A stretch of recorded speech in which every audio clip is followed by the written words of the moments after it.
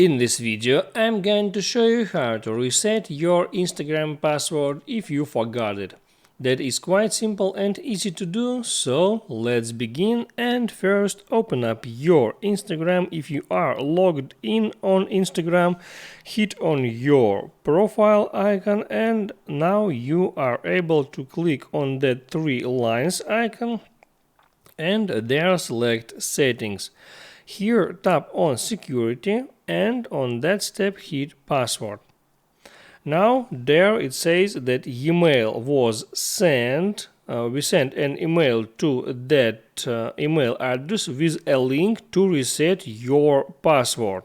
Now all I need to do, I need to open up my Gmail account, and there is that email.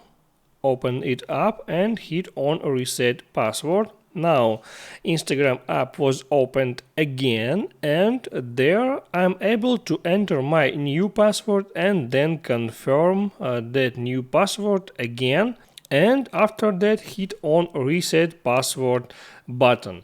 So guys, that's how it works. It's so simple and easy, so don't forget to hit the like button and subscribe to my channel.